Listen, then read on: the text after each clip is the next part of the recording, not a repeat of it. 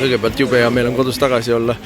Teiseks muljed on sellised, et ma arvan, et see Trumpi inauguratsioon, ma ei liialda, kui ma ütlen, on võrreldav Berliini müüri langemisega, et see on ajaloopöördeline hetk ja tema teine ametiaeg on ajaloopöördeline hetk ja kui Eestist sellest veel aru ei saada, siis ju me aitame aru saada.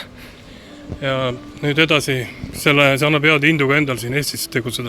No kindlasti annab see jõudu jaksu. Seal, ütleme siis niimoodi, et uued tutvused, sain erinevaid kohtumisi, mis kindlasti tuleb töösse panna, sest et nendega tuleb nüüd edasi siis tulemuslikuks teha need nii-öelda.